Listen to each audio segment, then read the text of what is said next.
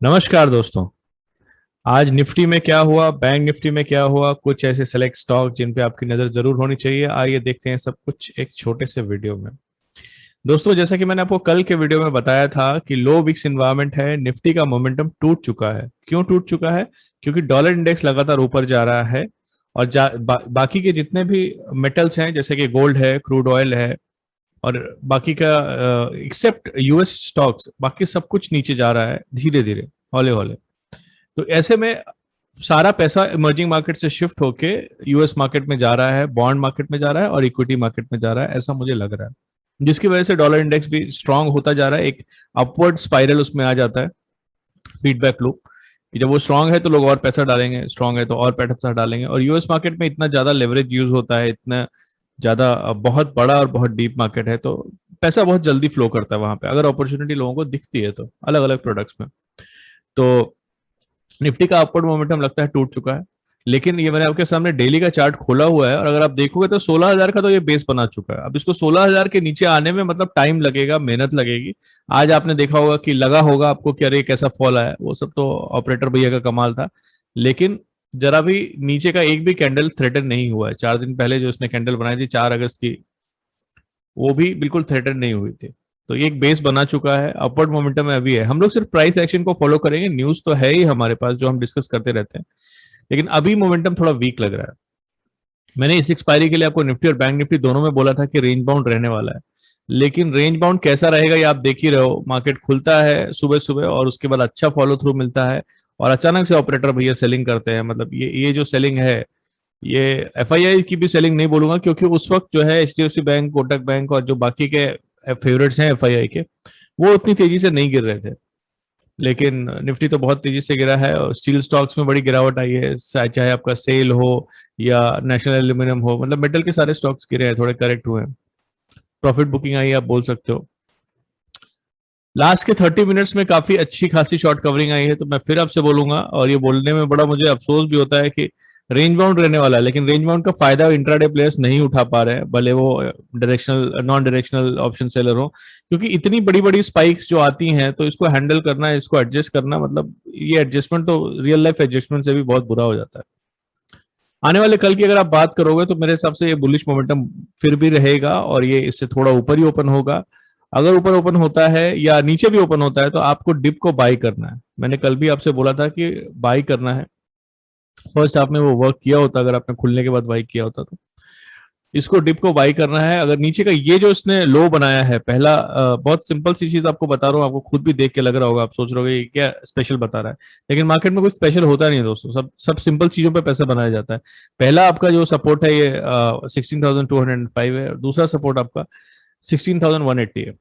इन दोनों सपोर्ट को लेके आप, या अगर आपको पहले बार में बड़ा सपोर्ट लेना है तो एक 50 पॉइंट का स्टॉप लॉस ले लेना और आप बाई कर सकते हो। याद रहे, बाई करना है, सेल नहीं करना है। अभी सेल का मौसम आया नहीं दोस्तों, जैसे मैंने बताया ना कि ये जो इसने गैप अप दिया था और उसके बाद इसने ये लो बनाया था यहाँ पे, ये सब जब अच्छे से थ्रेटन हो जाएगा 16,160, तब तक आपको जो है सेलिंग की सोचनी नहीं है। बाइंग का मोमेंटम चाहे धीरे धीरे ही रहे, हल्का हल्का रहे, एक एक दो दो इंच का रहे, लेकिन रहने वाला है। कल निफ्टी बाई ऑन डिप्स है, मुझे लगता है इसी रेंज में ओपन होगा कहीं पे, या 0.2 या 0.3% अप ओपन होगा। डाउन के चांसेस कम लग रहे हैं क्योंकि फ्राइडे को यूएस मार्केट में नैस्डैक ने और डाउ ने दोनों ने ऑल टाइम हाई बनाया था। तो थोड़ा सा सेंटिमेंट भी रब ऑफ होता है अगर इक्विटी मार्केट होता है।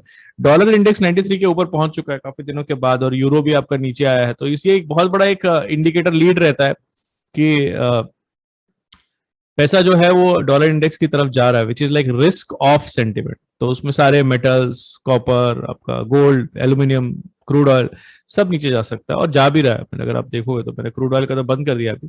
चलिए बैंक निफ्टी की बात करते हैं जल्दी से।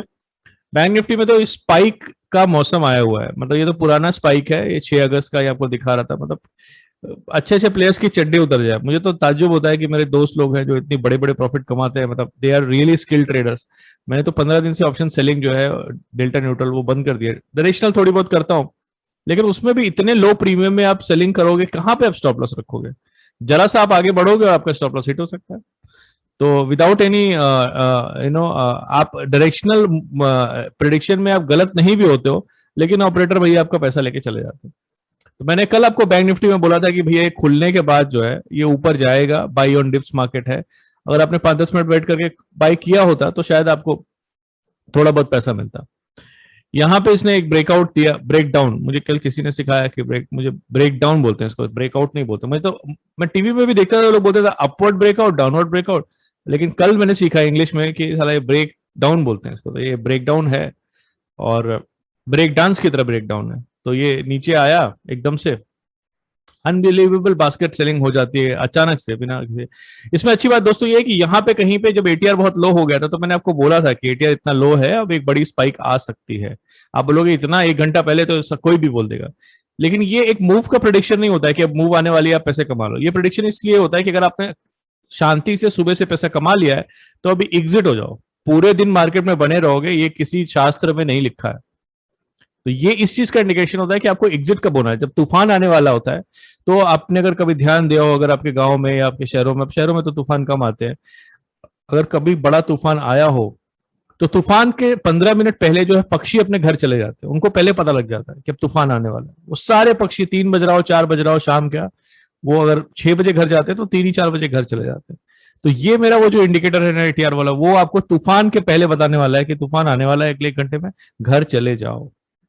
तो बैंक निफ्टी गिरा है, और लेकिन बैंक निफ्टी के कॉन्स्टिट्यूएंट्स में अगर आप देखोगे, मैं भी बात करूंगा एचडीएफसी बैंक की, तो वो इतना नहीं गिरा है। तो मेरे ख्याल से अब ये बुलिश मोमेंटम बरकरार रहने वाला है। इसके नीचे तो नहीं ओपन होगा, 35,893 के नीचे।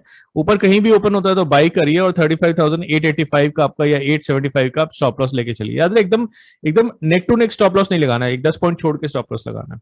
और बाई इसको भी रखिए आप, बाई फर्स्ट हाफ में तो आप डेफिनेटली बाई इसको पैसा बना सकते हो। तो ये भी आपको क्योंकि क्या होता है ना कि अगर ये सेलिंग जेन्युइन होती तो इसको ब्रीच कर गई होती, काफी नीचे तक जाती है।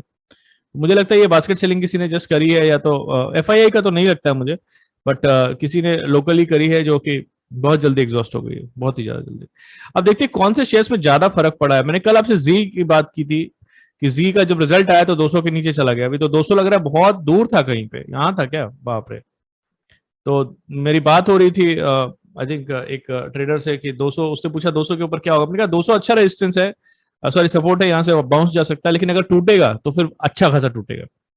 मैनिपुलेटेड स्टॉक है, रिजल्ट के बाद लगातार गिर रहा है, भगवान जाने कहां तक गिरेगा। इसको इस पैटर्न को अगर आप आइडेंटिफाई कर सकते हो तो इसको बोलते हैं इसको बोलते हैं नो बॉटम पैटर्न। मतलब ऐसे में जैसे सीजी पावर था, या आपका पीसी ज्वेलर था, या डीएचएफएल था, तो ये सब 10-10, 20-20% भी गिर जाते हैं।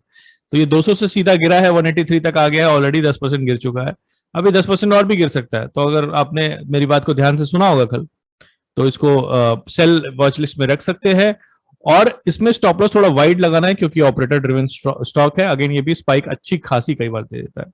जैसे यहाँ पे देखिए इतना गैप डाउन हुआ और ऑपरेटर भैया ने इसको कितना 7-8 पॉइंट का स्टॉप लॉस दिया। तो मेरे हिसाब से 10 पॉइंट का स्टॉप लॉस लेके चलिए, 1:1 मिल जाएगा आपको।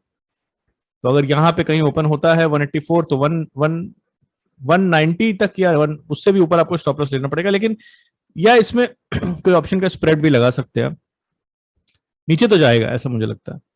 अब ये चीज, आज का मार्केट थोड़ा वीक ही कहा जाएगा। वीक मार्केट में भारतीय एयरटेल ने अपना ऑल टाइम हाई ब्रेक किया, और इस पे बहुत लोगों की नजर है, मुझे बहुत लोगों ने पहले से भी बताया हुआ था। और टेलीकॉम स्टोरी जो प्ले आउट हो रही है, 2 प्लेयर गेम रह जाएगा, और भारतीय बहुत दिन से स्टैग्नेट भी कर रहा था।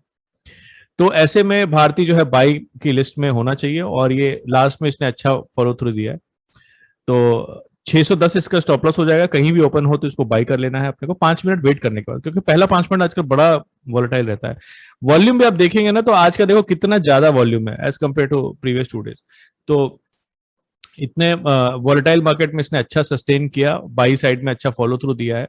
तो मेरे ख्याल से ये तो 670 680 तक भी जा सकता है। मैं नहीं बोल रहा हूँ कल जाएगा, लेकिन इसको पूरे अगस्त में आप अपने बाई वॉच लिस्ट में जरूर रखिएगा दोस्तों। इंडिया बुल्स हाउसिंग की बात करते हैं। जैसा कि आपको पहले बताया था, सारी एनबीएफसी जो है आरबीआई पॉलिसी के पहले से गिर रही हैं, तो ये भी गिरने वालों में से एक है। और ये कोरोना के बाद ये कभी उठा ही नहीं, क्योंकि इसमें इतने स्कैम और इतने एलिगेशंस और पता नहीं क्या क्या हो गया था। तो मेरे तो ये लॉन्ग टर्म शॉर्ट्स में भी है। जैसे मैंने यस बैंक पे जो वीडियो बनाया था, तो वैसा ही एक स्टॉक है ये इंडिया बुल्स, जिसको मैं बहुत टाइम से ट्रैक कर रहा हूँ और बहुत टाइम से शॉर्ट कर रहा हूँ। जैसे आप देखोगे, इसने अपना ऑल टाइम हाई 1400-1500 का बनाया था, और उसके बाद अभी ये 250 पे चल रहा है। बहुत बार इसने ट्राई किया, और ये पूरा 2020 निकल गया, 2021 निकल गया, लेकिन ये अपना मतलब 2020 का फरवरी वाला हाई भी नहीं, 361 भी नहीं जा पा रहा है। बहुत ट्राई किया इसने। तो मुझे लगता है कि अभी ये अगर हम अगले कुछ दिन अगस्त सीरीज की बात करें, अगले कुछ दिनों की बात करें, तो आपने अभी जैसे आपने निफ्टी देखा, बैंक निफ्टी देखा, और मैंने आपको और भी कई स्टॉक दिखाया जैसे भारतीय दिखाया कि लास्ट में अच्छा खासा फॉलो थ्रू आया। इसमें उल्टा हुआ है दोस्तों, इसमें आप देखो, इसमें लास्ट का जो आधा घंटा है इसमें फिर से सेलिंग आई है अच्छे वॉल्यूम के साथ। तो इसको फिर से अगर यहाँ कहीं ओपन होता है तो इसको सेल करिएगा और आपका स्टॉप लॉस 225 का हो जाएगा, सॉरी 255 का हो जाएगा। तो ये सेल वॉच लिस्ट में आपके जरूर होना चाहिए। आज स्कॉट्स में बड़ी अच्छी मूव देखने को आई, मल्टी डे हाई इसने ब्रेक किया और वॉल्यूम भी बहुत ज्यादा था।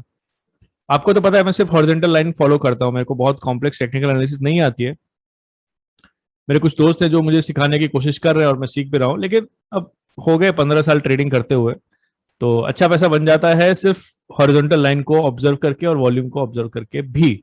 क्योंकि मेरा मानना है कि ट्रेडिंग क्या है, सिंपल है, आसान तो नहीं है, क्योंकि इमोशनल डिसिप्लिन बहुत चाहिए होता है, स्टमक क्रंचिंग कई बार मूव्स आती हैं, लेकिन ट्रेडिंग के जो मेथड्स है, जो रूल्स है, वो सिंपल हो सकते हैं। स्क्वाट्स में आप देखोगे तो इसमें कई बार इसने नीचे जाने के बाद अचानक से अच्छी खासी बाइंग आई, फिर नीचे गया, अच्छी खासी बाइंग आई, तो ये इसने एक अपना एक बॉटम बना लिया यहाँ पे इंट्राडे में। तो 1249 आप बोल सकते हो, तो 1245 आपका स्टॉप लॉस हो जाएगा, और इससे ऊपर कहीं भी ओपन हो तो आप बाई करो। बहुत हवा में अगर खुल जाए, जो कि खुल भी सकता है क्योंकि बहुत बड़ी कैंडल बनी थी, तो इसका फॉलो थ्रू हवा में भी हो सकता है। अगर हवा में होता है तो 5-10 मिनट वेट कर लीजिएगा, क्योंकि फिर क्या होता है, स्टॉक बहुत वॉलेटाइल हो जाता है, तो उसको सेटल डाउन होने दीजिएगा और उसके बाद बाई करिएगा। और बाई चांस अगर इस बीच में कहीं पे ओपन होता है तो आप इसको बाई करिए और अपना स्टॉप लॉस जो है 1245 का ले सकते हैं।